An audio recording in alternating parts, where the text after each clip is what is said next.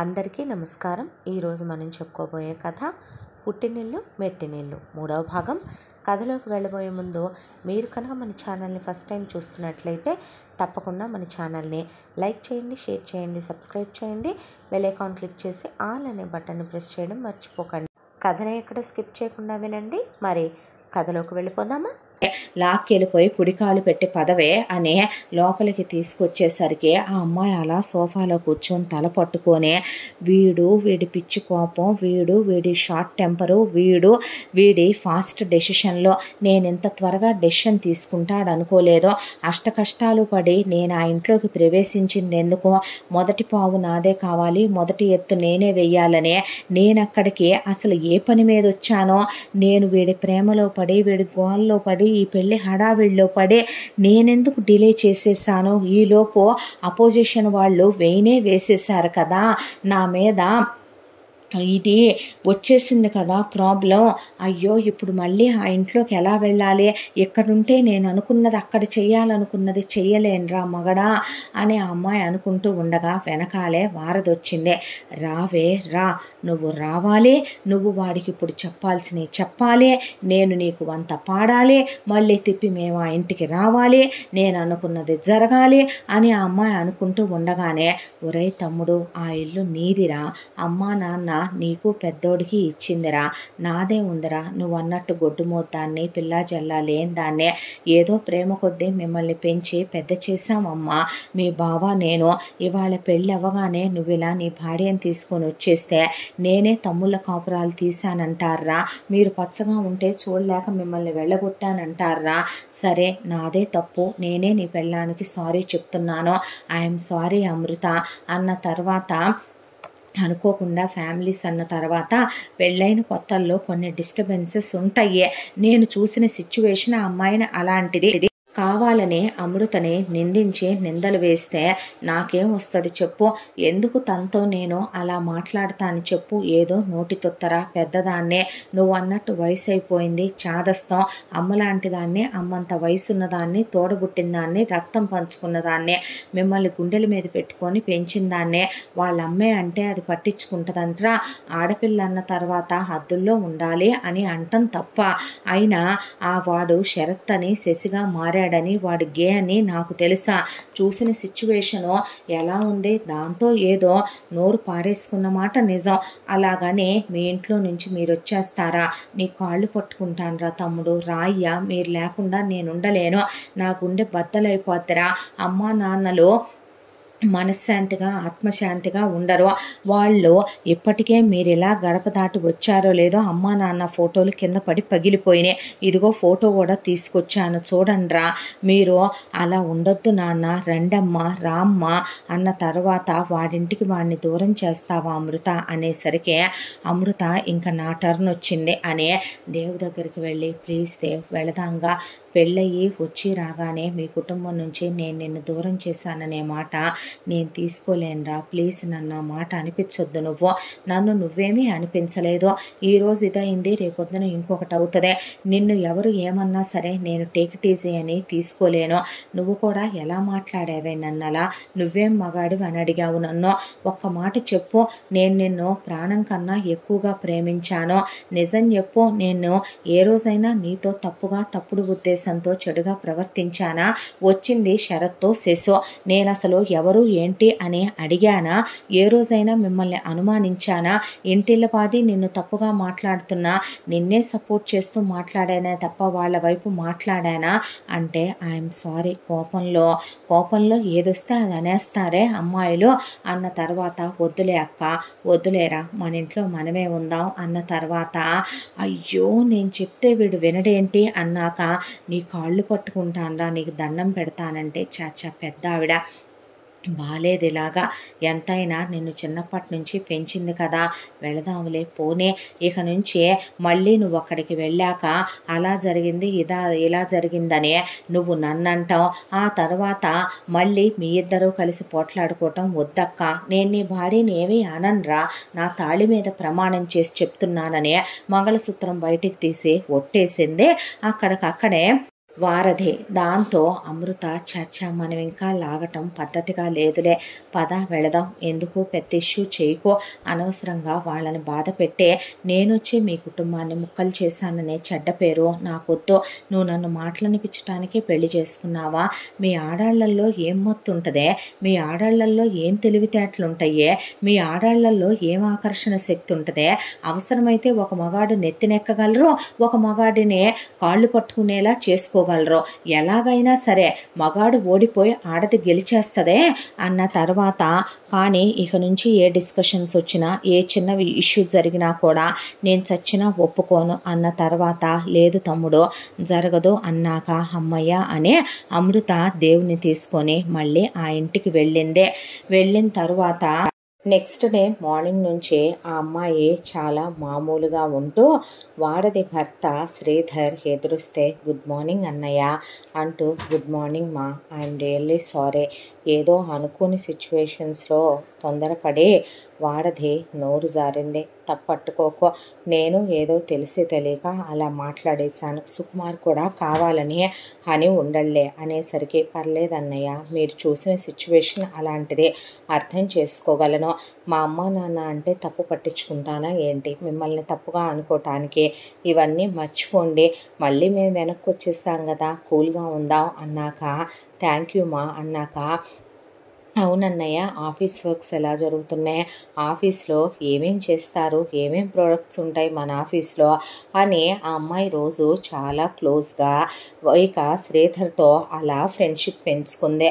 అదన్నయ్య ఇదన్నయ్య అంటూ సొంత చెల్లెలు ఒక అన్నయ్యతో మాట్లాడినట్టు ఇలా 3 నెలల కాలం చాలా స్నేహంగా, చాలా ఫ్రెండ్లీగా శ్రీధర్ బయట నుంచి వస్తూ రోజు ఏదో ఒకటి తీసుకొచ్చి, చెల్లాయ్ అమ్మ అమృత అంటే, ఆ అన్నయ్య ఇదిగోరా నీకోసమని నాకు వచ్చేటప్పుడు సెలక్షన్ పెద్దగా తెలీదు, ఈ శారీ నచ్చిందమ్మా, నువ్వు కట్టుకుంటే నా సొంత చెల్లెలే కట్టుకున్నంత ఆనందంగా ఉంటుందిరా, థ్యాంక్ యూ అన్నయ్య అని ఇలా చాలా క్లోజ్గా ఉంటూ 3 నెలల కాలం గడిచిపోయింది.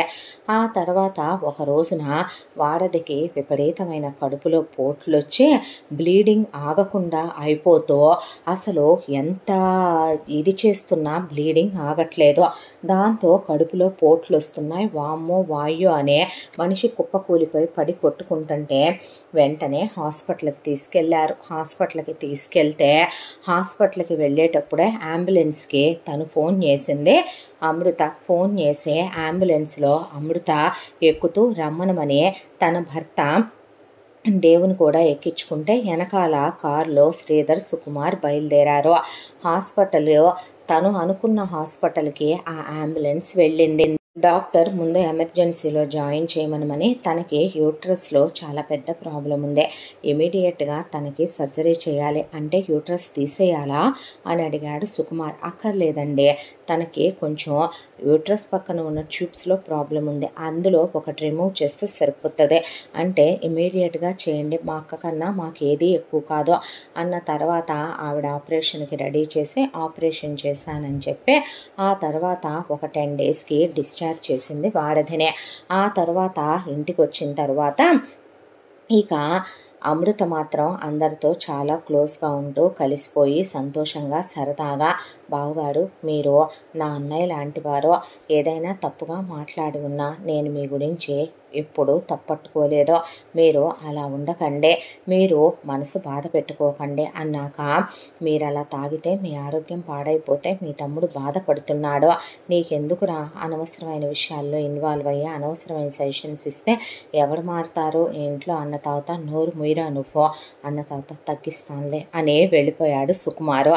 ఇలా ఇంట్లో వాళ్ళందరూ ఒకవైపున అమృతకి ఎడిక్ట్ అయిపోవటం మొదలైంది. ఆ తర్వాత ఒక రోజున అమృతనే గట్టిగా పట్టేసుకొని, దేవ్ ఇవన్నీ నమ్ముతావురా నువ్వు, నెలలు గడిచిపోతున్నాయి, నేను నీకు దూరంగా ఉండలేకపోతున్నాను రా అంటే, ఈ మగజాతి ఉందే, ఎవరు ఏమైపోయినా ఎవరు ఎలా ఉన్నా, ఇంట్లో ముసలోళ్ళు పోయినా అమ్మా నాన్న పోట్లాడుకున్నా, వీధిలో గలాటాలైనా పిడుగులే పడ్డా తుఫాన్లే వచ్చినా, అక్కలేమైనా చెల్లెళ్ళేమైనా అన్నలేమైనా ఇంట్లో ప్రాబ్లమ్స్ ఎన్నున్నా పెళ్ళాం అనేది పక్కనుంటే మాత్రం అతుక్కుపోవాలి. దట్టు నా మొగుడికి ఆ ధ్యాస ఎక్కువేమో. రెండోది ప్రేమించే మొగుడు కదా, అసలు వదిలి ఉండలేకపోతున్నాడు నా కర్మ అనే దాంతో ఇప్పుడే కాదు కొన్నాళ్ళు ఆగుదాం కదా అన్న తర్వాత, అది కాదు బేబీ ప్లీజ్ నా మాట వింటావుగా అన్న తర్వాత, ఇలా ఈ పస్తులు ఉండటమేంటే, ఇంట్లో వాళ్ళకి ఏదైనా జరిగితే మనం సంతోషంగా ఉంటామా అని ఆ అమ్మాయి ముద్దు పెట్టుకొని, ప్లీజ్ నా మాట వింటాడుగా నా బంగారం అని చెప్పి అక్కడి నుంచి మెల్లగా పక్కకు తప్పుకొని అతన్ని మాత్రం ఆ బెడ్ విషయంలో క్లోజ్ అవనివ్వలేదు. ఆ తర్వాత ఒక రోజున వంటమ్మాయి లీవ్లో ఉంది. దాంతో నేను ఈరోజు వంట చేస్తాను అని అమృత వెళ్ళి చాలా రకాల స్పెషల్స్ కుక్ చేసింది. కుక్ చేస్తే చాలా చాలా బాగున్నాయని ఇంటిళ్ళ పాది రోజు తినేదానికన్నా రెండింతలు ఎక్కువే తిన్నారు. తిన్నది అరగటం కోసం కూల్ డ్రింకులు, తిన్నది అరగటం కోసం తాంబూలాలు కూడా తింటూ హాల్లో కూర్చుని జోక్స్ వేసుకుంటూ జోవియల్గా మాట్లాడుకుంటూ ఉండగా ఒక్కసారిగా పెద్ద వాంతి చేసుకొని కళ్ళు తిరిగి పడిపోయింది వాడదే. దాంతో వెంటనే, లేపండి వదిన, ఏమైంది మీకు అని రూమ్లోకి తీసుకెళ్ళి పడుకోబెట్టిన తర్వాత డాక్టర్కి ఫోన్ చేసింది అమృత. డాక్టర్ వచ్చింది, రూమ్లోకి వెళ్ళిన తర్వాత డాక్టరు వాడధిని చెక్ చేసి బయటకు వచ్చి అలా కళ్ళతో అమృతను చూసిన తర్వాత, ఈవిడ హస్బెండ్ ఎవరు అంటే, మా బావే ఏ అన్నారు. ఒక్కసారిగా సుకుమార్ దేవ్ అన్నాక, కంగ్రాచులేషన్స్ అండి, మీ వైఫ్ కన్సీవ్ అయ్యారు అన్న తర్వాత, వాట్ అన్నాడు శ్రీధర్. అవును సార్, తను ప్రెగ్నెంట్, తనకి 3rd month అని చెప్పేసరికి మొహం ఎర్రగా అయిపోయి కళ్ళు నిప్పులు చెరుగుతూ మనిషి ఒక్కసారిగా వీరభద్రుల్లాగా నరాలన్నీ తేలిపోయి అదోలా నిలబడి ఉండేసరికి, ఏమైంది బావా అంటే, ఏమీ లేదు లేరా, నాకు డాక్టర్లు 100కి 100% నేను సంసారానికి పనికొస్తాను, కానీ నాకు పిల్లలు కలగరని, పిల్లలు పుట్టే అవకాశం లేదని ఎంతమంది స్పెషలిస్టుల దగ్గరికి వెళ్ళామో తెలుసా, ఫారెనే వెళ్ళామా, ఇండియాలో ఉన్న ది బెస్ట్ డాక్టర్ల దగ్గరికే వెళ్ళామా, ఏమీ చేయలేమని వాళ్ళు చేతులు ఎత్తేసిన తర్వాతే మీరే ప్రపంచం మీరే లోకం అనుకుంటూ అన్నిటినీ పక్కన పెట్టి బ్రతుకుతుంటే, ఈ కడుపు మీ అక్క ఎవడితో కులికి ఎవడితో కాలు జాడి తెచ్చుకుందా అనేసరికి, బావా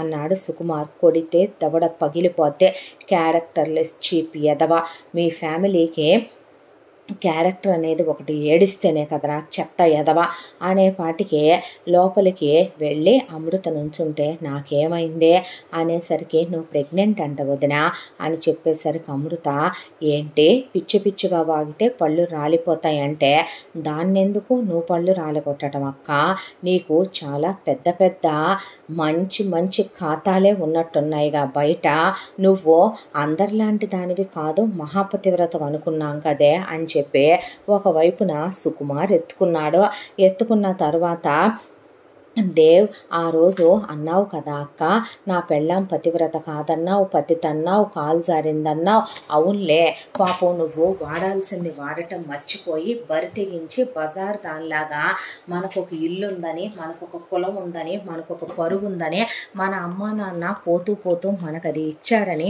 మర్చిపోయి, బావకి పిల్లలు పుట్టరు, బావ సంసారానికి పనికొస్తాడు, బావ దగ్గర ఏం తక్కువైందని పిల్లల కోసం కక్కుర్తిపడి, దట్టు ఈ వయసులో మా ఇద్దరిని సొంత కొడుకులు అనుకున్నావు అన్న నువ్వు, రేపు నాకు పిల్లలు పుట్టరా, వాడికి పెళ్ళైతే పుట్టరా, నువ్వు ఎందుకు ఇలాంటి నేలబారు పనికి చీప్ పనికి నువ్వు ఇలా తెగించి ఇంత దిగజారిపోయిన పని చేసే, చివరికి ఏం సాధిద్దాం అనుకుంటున్నావే, ఆ కడుపులో ఉన్న అక్రమ సంతానానికి మేం మేనమామలు అని ఒప్పుకుంటాం అనుకుంటున్నావా, లేకపోతే బావ నాన్నని ఇంటి పేరిస్తాడనుకుంటున్నావా, ఛీ ఫూ అని తమ్ముళ్ళిద్దరూ ముఖం మీద ఊసి బయటకు వచ్చేసరికి, సత్య ప్రమాణకంగా చెప్తున్నాను, ఈ కడుపు ఎలా వచ్చిందో నాకు అస్సలు తెలియదు, నన్ను నమ్ము అని శ్రీధర్కి చెప్పేసరికి డోర్లేసి శ్రీధర్ దంచిన దంచుడికి వాడది కడుపుతో ఉందని కూడా చూసుకోకుండా బెల్టులే తెగిపోయేలా, వామ్మో వాయ్యో దేవుడో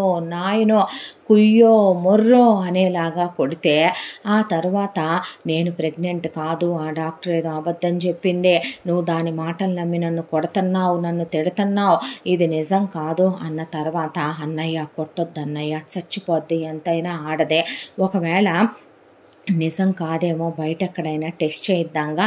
నేను నమ్మనమ్మా చెల్లాయ్, ఇది కులత, ఇది పతిత, ఇది వేశ్య, ఇది దిగజారిపోయిన బజారుదే. ఆ రోజున నిన్నంది కదా ఇది హీనమైనటువంటి ఆడదే అనేసరికి, ప్లీజ్ ఎందుకు ఆ మాటలు అనేసరికి, కొంచెం గాయాలు తగ్గాక వెళదాంగా అంటే, నీకెందుకురా అనవసరమైన విషయాలు, మన విషయాల గురించి ఆలోచించవు కానీ నీ మొగుడుతో కాపురం చేసే విషయాలు. దేవుడా, ఎక్కడికి వచ్చినా నేను ఒంటి మీద చెయ్యనివ్వలేదన్న విషయం దగ్గరకు వచ్చి ఆగుతాడు నా మొగుడు అనుకున్న తర్వాత, ఇక కాస్త వాడదికి గాయాలు తగ్గేలోపే శ్రీధర్ విపరీతంగా మందుకు అలవాటైపోయా.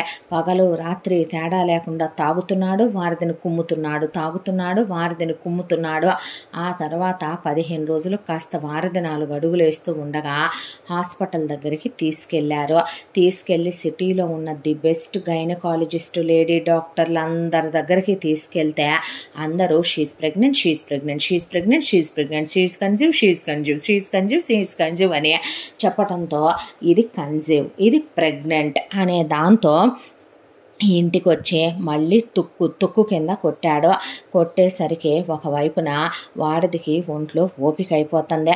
అబార్షన్ చేయించేసుకుంటాను అని చెప్పి డాక్టర్ దగ్గరికి వెళ్తే ఏ డాక్టర్ కూడా ఆవిడకి అబార్ట్ చేయకూడదు, ఎందుకంటే ఆవిడకి అబార్ట్ చేస్తే ఆవిడ ప్రాణానికే ప్రమాదం అనేసరికి మళ్ళీ వెనక్కి రావాల్సి వచ్చింది. రోజులు ఒకవైపున గడిచిపోతున్నాయి. ఇలాంటి బజారుదున్న ఇంట్లో నేను అస్సలు ఉండను, పద వెళ్ళిపోదామని చెప్పి దేవు ఒకవైపున గొడవ మొదలుపెట్టాడు. అయ్యో, లాస్ట్కి వచ్చి సినిమా శుభం కార్డు పడే టయానికి నువ్వేంట్రా నా మగడా అనుకొని ఆ అమ్మాయి చచ్చా కడుపుతో ఉన్నాడది. అన్నయ్య ఉన్న కోపంలో చూస్తే చంపేసేటట్టున్నాడు. మన దారి మనం చూసుకొని ఎలా వెళ్ళిపోతాం అలాగా అన్న తర్వాత, సుకుమార్ నిన్న అమ్మవనుకున్నాను, అక్కవనుకున్నాను, నువ్వు చెప్తే నేను నందిని పంది, పందిని నంది అనైనా సరే ఏ రోజైనా అన్నానా? నువ్వు దేన్ని చూపిస్తే అదే నమ్మాను, అదే నిజం అనుకున్నాను. నువ్వు ఏది చెప్తే అదే విన్నాను. చివరికి నువ్వే ఇంత దిగజారిపోయావన్నమాట.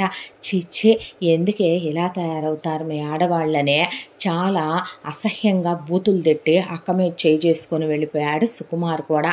దాంతో మనిషి స్థాణువైపోయింది వాడదే. ఆ తర్వాత ఒక రోజున, అన్నయ్య నేను ఒక మాట చెప్పొచ్చా? ఈ గొడవంతా ఎందుకు? మీది అన్యోన్య దాంపత్యం, ఇన్నేళ్లుగా కలిసిన్న భార్యాభర్తలు, ఒకవేళ నీకే వదిన ప్రెగ్నెంట్ అయ్యుండొచ్చేమో కదా అనేసరికి, నీకే వచ్చుండొచ్చు కదరా, ఎందుకు అలా కొడుతున్నావు నన్ను అనేసరికి కాలుతో ఎగిరెగిరి తన్నాడు శ్రీధర్.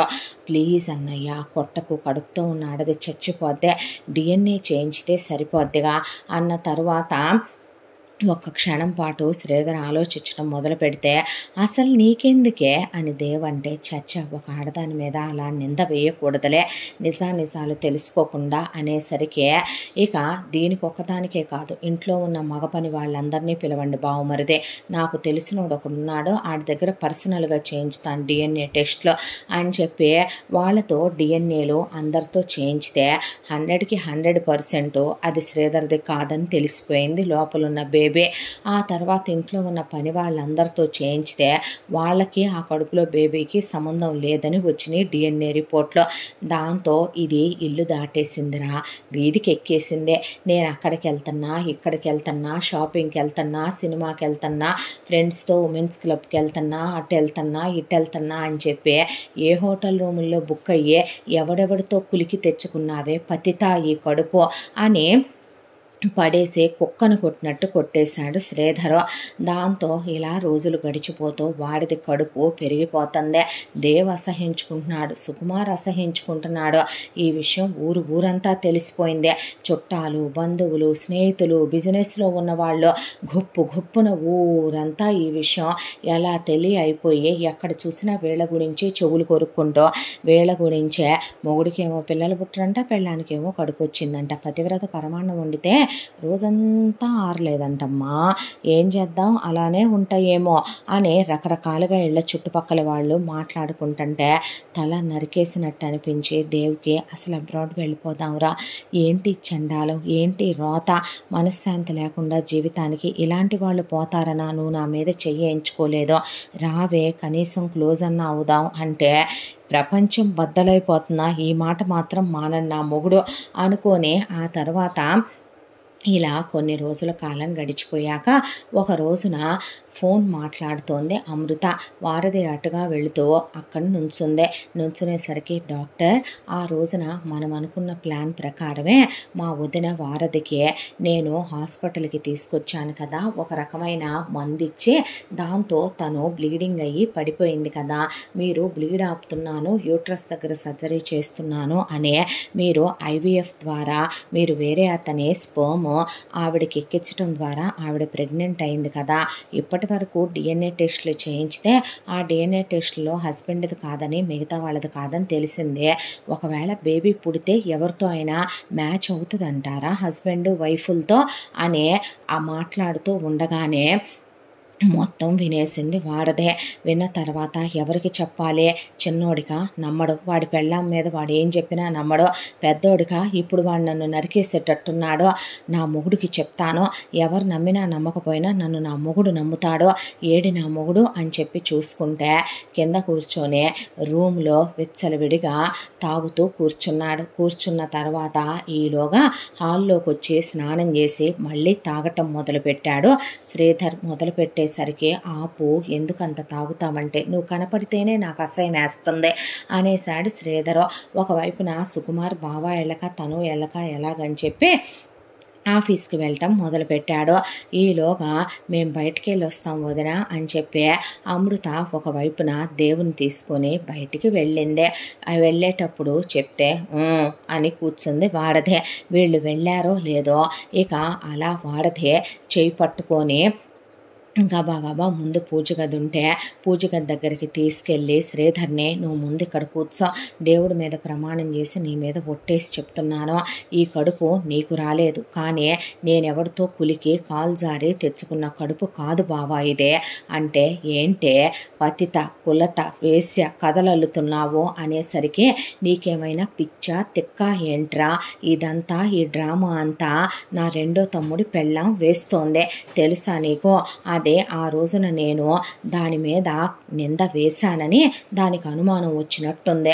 ఆ శరత్గాడు ఉన్నాడుగా, శశిగాడు, గే ఫెలో, ఆ ఫెలోతో దీనికి అక్రమ సంబంధం అంటగట్టానని నా మీద డౌట్ వచ్చి నా మీద రివెంజ్ తీర్చుకోవాలని అదే వాడితో వేరు కాపురానికి వెళ్ళినట్టే వెళ్ళి మళ్ళీ ఎందుకు వెనక్కి తెచ్చిందా వాడిని అనుకున్నాను. ఆ కచ్చి కడుపులో పెట్టుకొని నిన్ను మంచి చేసుకొని పెద్దవాడిని మంచి చేసుకొని చిన్నోడెటు పనికి మాలిన ఎదవే కదా, కాబట్టి ఆ ఎదవని తొక్కేసి ఇది చాలా తెలివిగా నాకు ఓవర్ బ్లీడింగ్ అయిపోయేలాగా మందేదో కలిపిందే, కడుపులో పోట్లు వచ్చి నేను పడిపోయినప్పుడు డాక్టర్కి డబ్బులు ఇచ్చి మాట్లాడినట్టు ఉండేదే, అందుకే ఇదే అంబులెన్స్ పిలిపించి ఇదే దీనికి నచ్చిన హాస్పిటల్కి నన్ను తీసుకెళ్ళి నాకు ఆపరేషన్ అని చెప్పి ఐవీఎఫ్ చేయించింది. ఆ తర్వాత నన్ను ఇంటికి తీసుకొచ్చారు. 3 నెలల తర్వాత నేను కన్సీవ్ అయ్యాను. కన్సీవ్ అయ్యే ఆ తర్వాత ఆ కడుపు నీకు రాలేదని నువ్వు నన్ను పడేసి తంతంటే అదే ఆనందపడుతుంది, పైశాచిక ఆనందం అనుభవిస్తుంది అనేసరికి ఇంకా ఆపవే పతివ్రత, ఎందుకే పిచ్చోళ్ళకి చెప్పినట్టు చెప్తున్నావు కథలు, అసలు ఇది జరిగే పనేనా, అవుద్దా ఇది, ఎందుకు అవ్వదు, ఎవరు చెప్పారా నీకు అవ్వదని, బావా నీకేమైనా పిచ్చా తిక్కా, నేను చెప్తుంటే వినవేంట్రా సైకో ఎదవా, పెద్దోడి పెళ్ళానికి నేను అలా కాదా చెప్పించిందే, ఆ రోజు పెద్దోడు ప్రేమించానని వాడెలా ప్రేమించాడు, అసలు చిన్నోడి ప్రేమ ఏం సరిపోద్దే, పెద్దోడు ఒక్క క్షణం దాన్ని వదిలి ఉన్నాడా, దాని అడుగులకు మడుగులొత్తుతూ దాని కాళ్ళ చుట్టూ కుక్కలా తిరుగుతూ దానికి తినిపిస్తూ బెడ్రూమ్లో ఒకసారి కాదు 2 సార్లు కాదు 3 సార్లు కాదని ట్యాబ్లెట్లు కూడా తెప్పించుకొని కలిసేవాళ్ళు మొగుడు పెళ్ళాం. నీకు ఎలాగైతే పిల్లలు పుట్టరో నువ్వు సంసారానికి పనికొస్తావో వాడు అలాగే మగాళ్ళ కాపురం చేయగలడు, కానీ వాడికి పిల్లలు పుట్టరు. దాన్ని అడ్డం పెట్టుకొని నేనప్పుడు ఎంత డ్రామా ప్లే చేశానో తెలుసా నీకు, అది వచ్చిన రోజున నేను నీకేమని చెప్పానో, వాడు ఆ ప్రేమించింది నాకు నచ్చలేదు అన్న వాడు వినకుండా బలవంతంగా దాన్ని పెళ్లి చేసుకున్నాడు.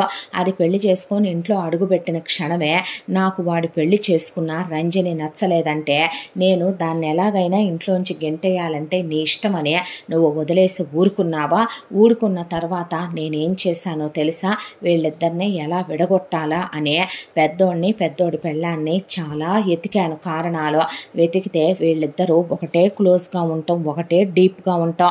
అయ్యో వాడు దానికి సూది గుచ్చుకొనివ్వలేదు, వాడికి అదంటే ఎంత ప్రేమో ఎంత లవ్వో ఎంత పొంగిపోయేదో తెలుసా, చిన్నోడికైనా దాని మీద జస్ట్ అనుమానం వచ్చేలా చేస్తే చాలే అనే ఆ రోజున ఆడు గేఫెలో అని తెలియక ఆడు మగాడు అనుకొని చొక్కా ఊడదీయమని చెప్పాను పనిచేసేదాన్నే.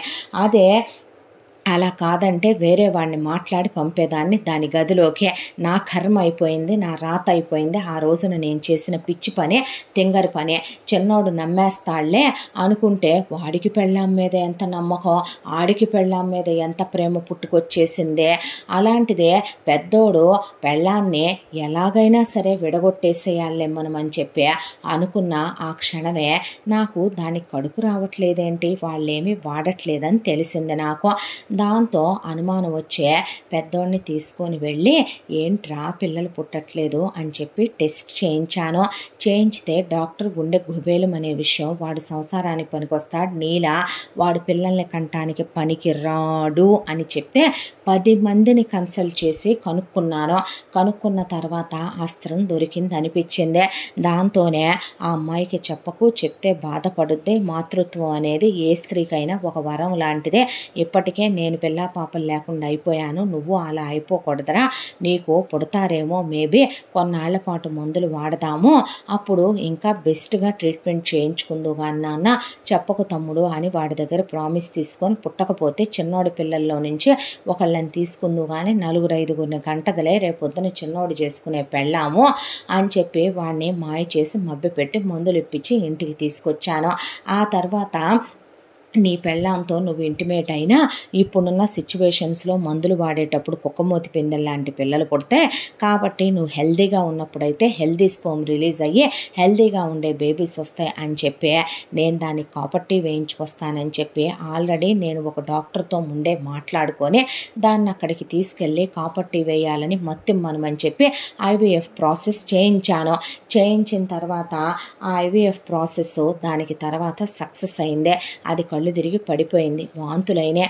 ఆ తర్వాత ఈలోపే నేను వీడిని తీసుకెళ్ళి డాక్టర్తో వీడికి ఉన్న కంప్లైంట్ గురించి చెప్పించేసరికి వీడికి పిల్లలు పుట్టరని ఖాయం అయిపోయింది. కానీ ఇక్కడ కరెక్ట్గా అదే టైంకి దానికి నేను వేడేవాడే స్పర్మ్ ఎక్కించమని డాక్టర్తో చెప్పేసరికి ఎవడో అనామకుడిదే ఆ వాడి స్పర్మ్ దానికి ఎక్కించి అది కన్సీవ్ అయ్యేసరికి వీడు అది తప్పు చేసిందని, కులతని, పతితని వాడు నమ్మేశాడు.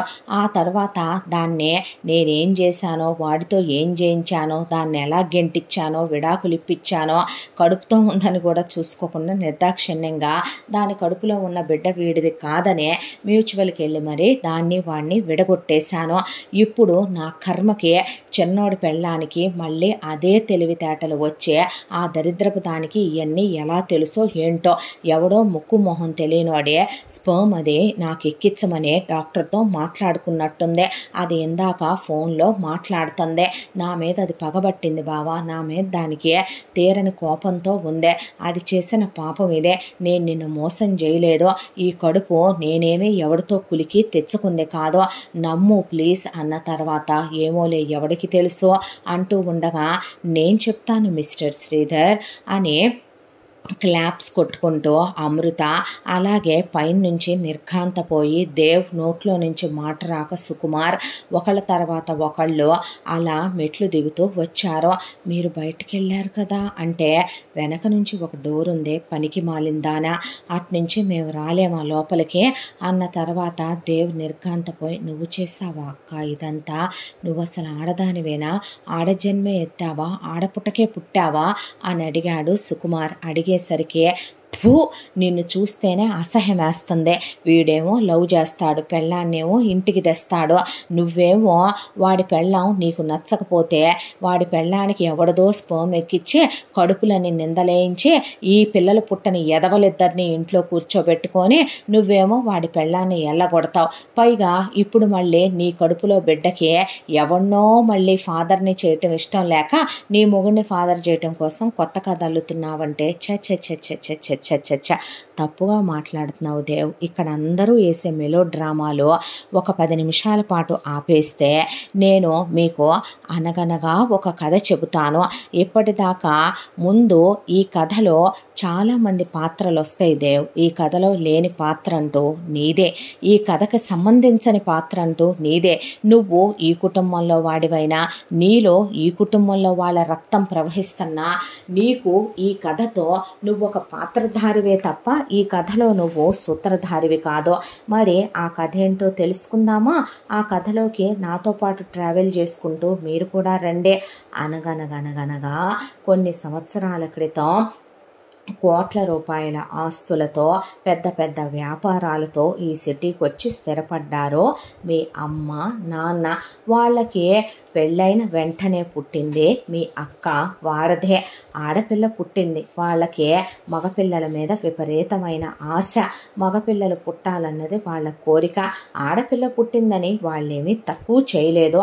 వాళ్ళు ఉన్నంతలోనే హ్యాపీగానే చూసుకుంటూ పెంచుకుంటూ వస్తే మొదటి నుంచి మీ అక్కకి మీకున్న ఈ మొత్తం ఆస్తి మీద కన్ను కోరిక.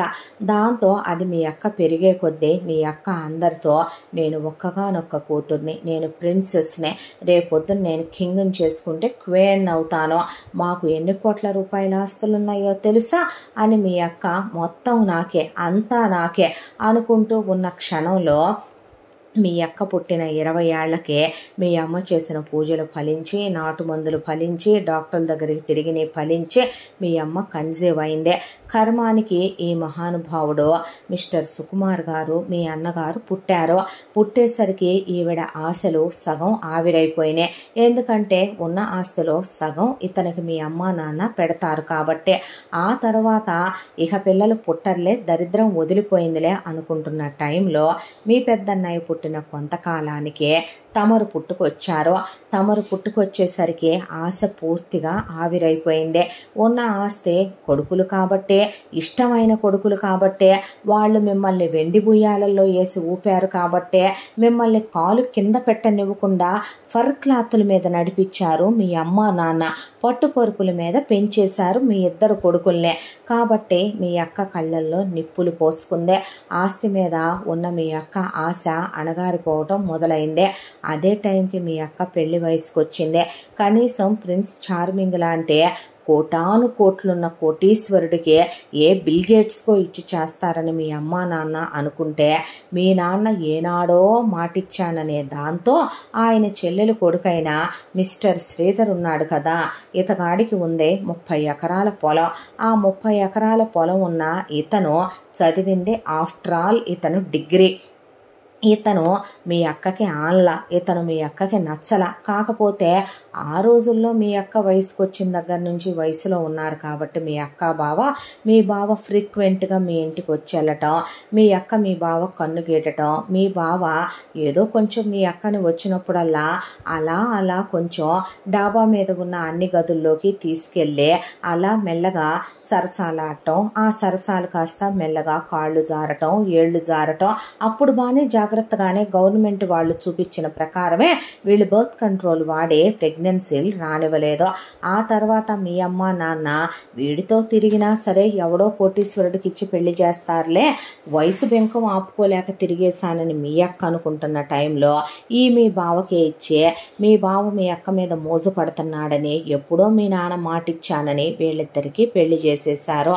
మీ అక్క పగతో రగిలిపోతూ ఒకవైపున నా కర్మ ఏంటి అనే ఏడవని రోజు లేదో. మీ అక్కకి మీ అమ్మా నాన్న ఏం పెట్టలేదా అంటే పెట్టారు. 20 ఎకరాల పొలం, 25 లక్షల క్యాషు. ఆ రోజుల్లో మీ అక్కకి ఇచ్చిన కట్నం ఇవాళ లెక్క చూస్తే కోట్లల్లోనే ఉంటుంది. కానీ మనిషికి తృప్తేదే.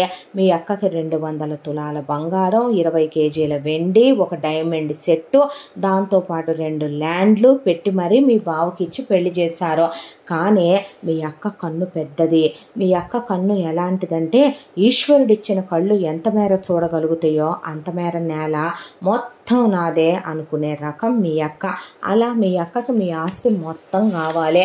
అయితే ఒకవైపున మీ అక్కకి పెళ్ళవగానే పిల్లలు పుట్టట్లేదని అప్పటికే మీ అక్క చాలా దిగులు పడిపోవటం మొదలైందే. పూజలు, వ్రతాలు, నోములు, యజ్ఞాలు, యాగాలు.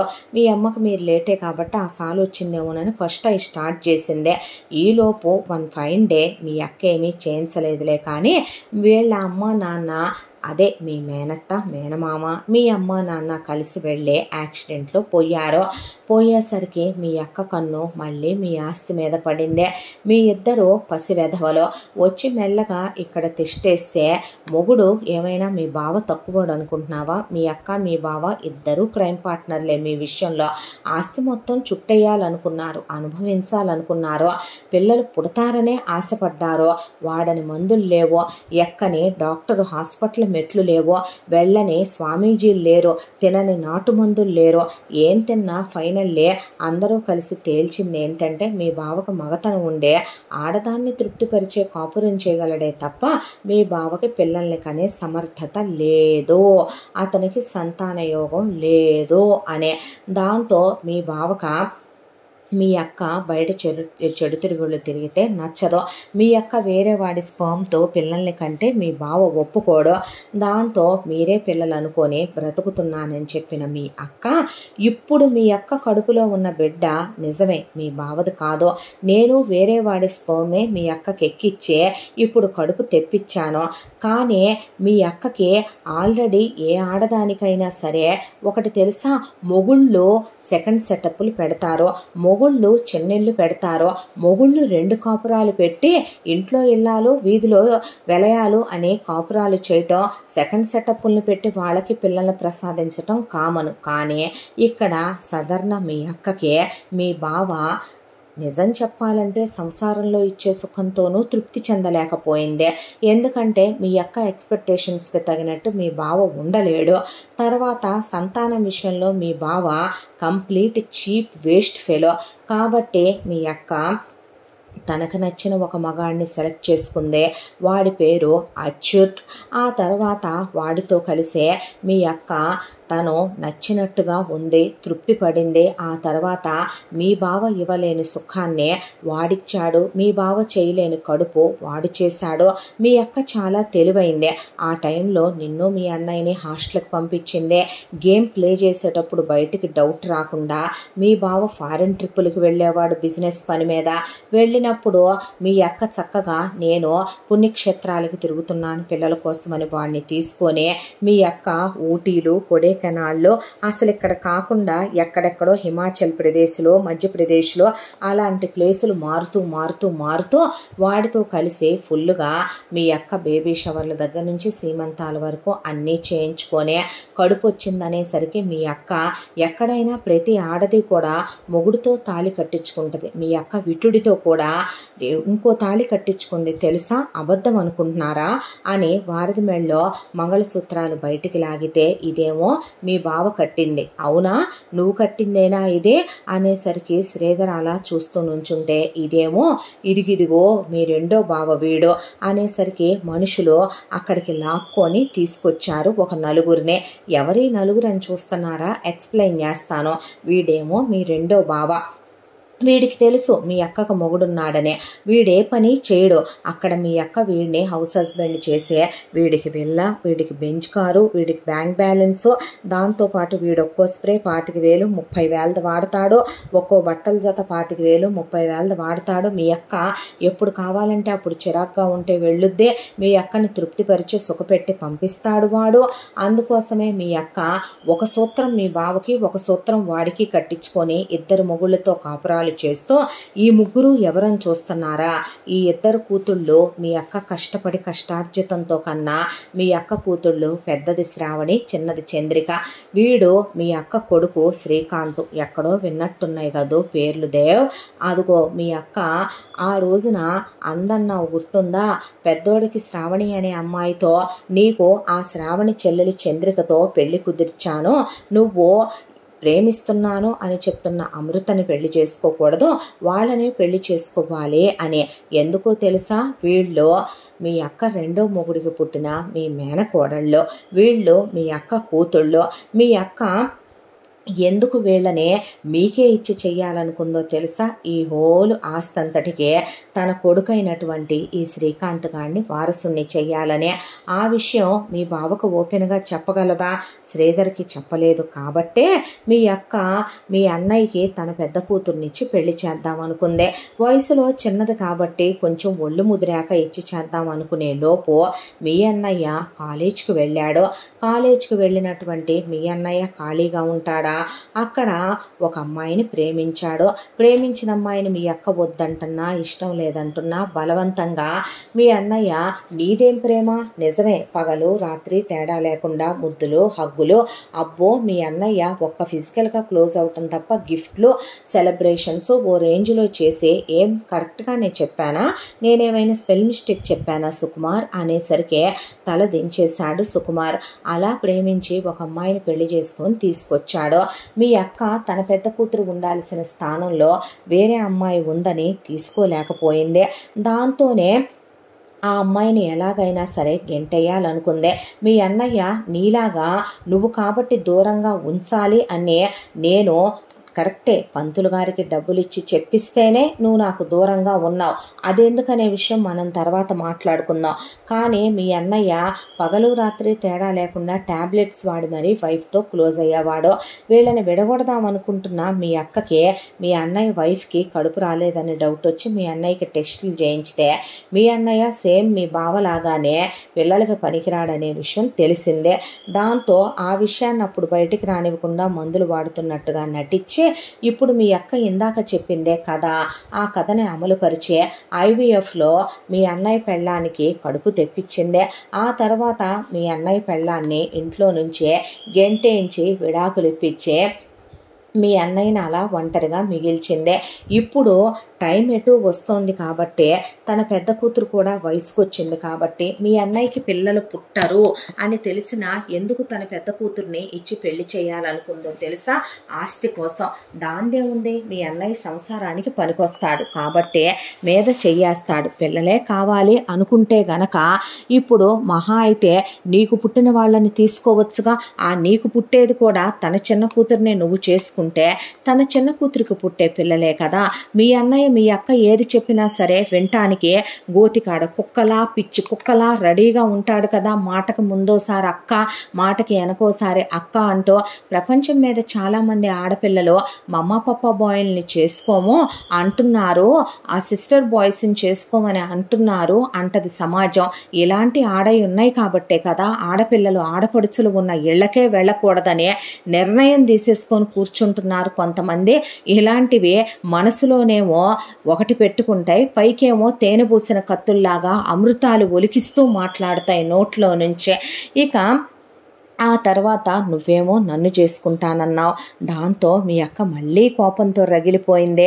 నువ్వు ఎటు తిరిగి ఎదురు తిరిగే రకానివి, కొరకరాని కొయ్యవి కాబట్టి నేను వచ్చిన తర్వాత నువ్వు నేను ఫిజికలై క్లోజ్ అవుతాం అనుకుంటే నేనే చెప్పిస్తాను పంతులు గారితో అని మీ అక్క ఎక్స్పెక్ట్ చేయక ఎటు పంతులు గారు పెద్దోళ్ళు పోతారనేసరికి దాన్ని వంకగా పెట్టి నువ్వు నేను దూరంగా ఉన్నావులే, నీ వర్జినిటీ డ్యామేజ్ అవ్వలేదనే దాంతో హ్యాపీగా ఫీలే తన రెండో కూతుర్ని ఎలాగైనా నీకిచ్చి చేస్తే పెద్ద కూతుర్ని మీ అన్నయ్యకి ఇచ్చి చేయొచ్చు అనే ప్లానింగ్లో ఉండే నాకు ఆ శశికి అక్రమ సంబంధాన్ని అంటకట్టేలాగా పనిదాంతో ప్లాన్ వేసే పనిదాంతో నాకు అతనికి మత్తు మందు మేము తినే స్నాక్స్లో కూల్ డ్రింక్లో కలిపించింది. ఆ విషయం నీకు దాన్ని తన్ని కనుక్కోవటం చేతయిందా? నేను దాని పీక మీద కత్తి పెట్టి రక్తం పడేలాగా కొడితే దాన్ని ఇదిగో వీడియో చూడండి, ప్లే చేస్తాను ఒకసారి టీవీలో, అదేం చెప్పిందో అనేసరికి మొత్తం వారిదే చేయమందని, వారిదే కలపమందని, వారిదే డబ్బులు ఇచ్చిందని, అందుకే చేశానని పనమ్మాయి మొత్తం చెప్పింది. ఇప్పుడు అర్థమైందా? ఆ తర్వాత మీ అక్కే నా పమిటి తీయమంది, దాన్ని నా బ్లౌజ్ బటన్స్ తీయమందే, నా మోకాళ్ళ దాకా లంగా పైకెత్తమందే, నన్ను శశిని కలిపి ఒకే దుప్పట్లో పడుకోబెట్టమందే. పాపం వాడికి ఆపరేషన్ అయిందనే విషయం తెలియక వీళ్ళు ప్యాంటు తీయలేదు కదా, షర్ట్ తీసేసి అలా పడుకోబెట్టి వెళ్ళారు నా దగ్గర. ఆ కథ నీకు మరోలా అల్లి చూపించింది మీ అక్క ప్రపంచానికి. చాలా ఓవర్గా రియాక్ట్ అయిపోయింది ఆ రోజున. బట్ మీ అక్క ఎక్స్పెక్ట్ చేసినంత మీ అన్నయ్యలాగా నువ్వు నమ్మలేదే. నువ్వు నన్ను అనుమానించనన్నావే, నా చెయ్యి వదలనన్నావే. దాంతో మీ అక్క డైజెస్ట్ చేసుకోలేకపోయింది ఆ విషయాన్నే. ఆ తర్వాత వేరు కాపురం వెళ్ళిపోదామని నువ్వంటే మీ అక్క ఎందుకు వెనక్కి వచ్చి మన రమ్మనమంది అనుకుంటున్నావు? మనం వెనక్కి రాకపోతే మీ అక్క నన్ను నీ జీవితంలోంచి గెంటేయలేదు.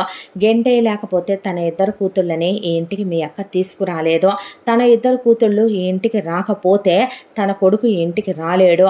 ఇప్పుడు తన సెకండ్ మొగుడిని కూడా మీ అక్క ఒక వియ్యంకుడిగా తీసుకొద్దాం అనుకుంది. వియ్యంకుడు ఏమవుతాడో మీ అక్కకి ఆ వరుసలు మీకే తెలియాలి, అవి నేను మాట్లాడకూడదు.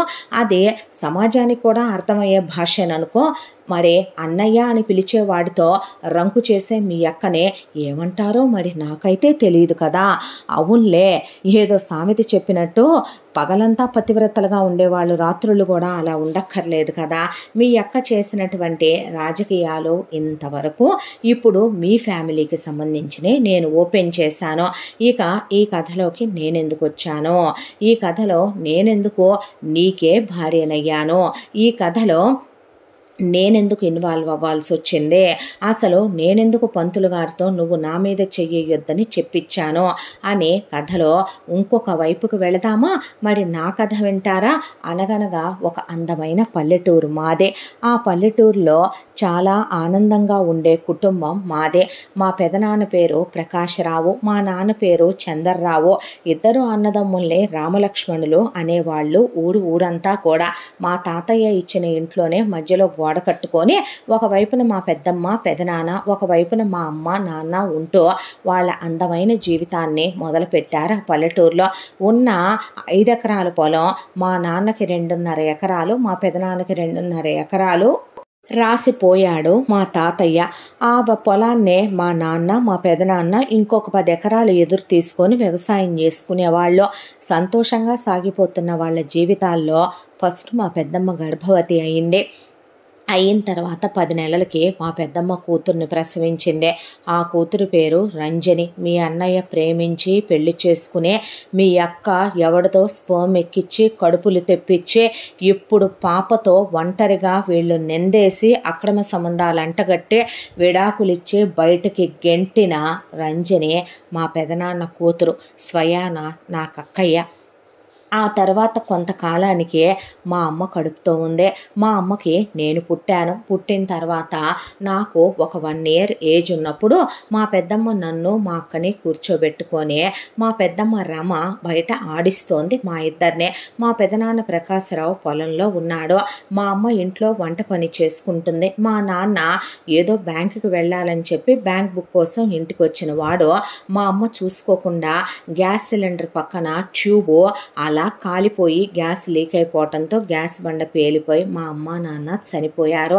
అలా నాకు తల్లిదండ్రులు నా సంవత్సరం వయసులోనే దూరం అయ్యారు. అప్పటికి మా పెద్దమ్మ రమ మా అక్క రంజని పుట్టాక మళ్ళీ సెకండ్ ప్రెగ్నెంట్తో ఉన్నా సరే ఆ తర్వాత మా అమ్మ నాన్నలకు అంత్యక్రియలు చేసిన తర్వాత మా పెద్దమ్మ పెదనాన్న నన్ను ఎత్తుకొని దగ్గరికి తీసుకున్నారు. మా అమ్మమ్మ వాళ్ళు నా బాధ్యత తీసుకోలేదు. దాంతో మా పెదనాన్న 2 పిల్లల్ని చదివించి పెంచి పెద్ద చేయాలంటే ఇప్పుడు నువ్వు మళ్ళీ ఇంకొకళ్ళ కంటే 3 అయిపోతారు రమా అన్నందుకు మా పెద్దమ్మ ఎంత మంచిదంటే ఆమె మా అమ్మకి అక్క కాదు, కాకపోయినా కూడా తోడికోడలుగా వచ్చినా కూడా నేను తన మరిది కూతురునైనా కూడా నన్ను మరో బిడ్డ అనుకుని తన అబార్షన్ చేయించేసుకొని పిల్లలు లేకుండా ఆపరేషన్ చేయించుకుందే. మా అక్కనే నన్ను 2 కళ్ళు అన్నట్టు చాలా క్రమశిక్షణగా చాలా పద్ధతిగా పెంచుకురావటం మొదలుపెట్టారు మా పెదనాన్న మా పెద్దమ్మ. మా ఊర్లో మాకు ప్రైవేట్ స్కూళ్ళు లేవు. మమ్మల్ని ప్రైవేట్ స్కూళ్ళకి పంపించి చదివించే స్తోమత మా పెదనాన్నకి పెద్దమ్మకి లేదు. కాకపోతే ఒక మహానుభావుడు ఒక జమీందారు గారు మా ఊళ్ళో స్కూల్ కట్టించాడు. నిజం చెప్పాలంటే సిటీలో ఉండే ఏసీ స్కూల్ లాగా ఉంటుంది. స్కూల్లో ఆయన ఏసీలు పెట్టించి సోలార్ ప్యానెల్స్ పెట్టించి చాలా బ్రహ్మాండంగా ఉంటుంది. బట్ కానీ అది గవర్నమెంట్ స్కూలే. మేము ఆ స్కూల్కి వెళ్ళి చదువుకునేవాళ్ళం. అక్కడికి మాస్టర్గా ఆనందరావు మాస్టర్ వచ్చారు. ఆ ఆనందరావు మాస్టర్ దగ్గరికి చిన్న పిల్లనైన నేను ట్యూషన్కి వెళ్ళేదాన్నే. ఆ ఆనందరావు మాస్టర్ భార్య పేరు శారద. ఆవిడ చాలా మంచిది. వాళ్ళకి పిల్లలు లేరు. ఆయనకి నేను బాగా చదువుకుంటానని చాలా చాలా ఇష్టం. మా రంజని యావరేజ్గా చదువుద్దే, పైగా దానికి చదువు మీద పెద్ద లక్ష్యం ఉండదు. ఆనందరావు మాస్టర్ భార్య శారద ఆవిడ సంగీతం చాలా ఇష్టం. ఆవిడకి నేర్పించాలనే ఆసక్తి ఉన్న ఆ ఊళ్ళో ఎవరూ నేర్చుకోకపోతే ఆవిడ పాట పాడుతుంటే ఆ పాట విని నేను అదే పాట అలాగే హమ్ చేశాను చిన్న వయసులో. అది విన్న ఆవిడ నన్ను దగ్గర కూర్చోబెట్టుకొని నాకు సంగీత సాధన మొదలుపెట్టింది. అలా ట్యూషన్కి వెళ్ళిన నేను అక్కడే తిని అక్కడే ఆడుకొని మాస్టారు గారాబం చేయటంతో, మాస్టారు భార్య ఆ శారదమ్మ గారాబం చేయటంతో అక్కడే తినేసి తాగి సంగీతం నేర్చుకొని టీవీ చూస్తా అక్కడే ఉండిపోయేదాన్ని. ఆ తర్వాత మాస్టార్కి ట్రాన్స్ఫర్ వచ్చింది. నేను దిగులు పెట్టేసుకున్నాను. మాస్టర్ భార్య శారద ఆరోగ్యం బాగా పాడైపోయింది. అప్పటికే నాకు 10 ఏళ్ల వయసు. దాంతో మాస్టర్ మా పెదనాన్న దగ్గరకు వచ్చి, ఇద్దరు పిల్లల్ని మీరు చదివించాలన్నా రేపు పెద్ద పెద్ద చదువులు కష్టమే కదా, ఆ భగవంతుడు మాకెటు బిడ్డల్నివ్వలేదు. మా శారద ఇష్టపడుతోంది అమృతవర్షిణినే, పాపని మేము తీసుకెళ్తాం, మీ బిడ్డగానే పెంచుతాం, మీ కులంలోనే పెంచుతాం, మీ ఇంటి పేరులోనే పెంచుతాము.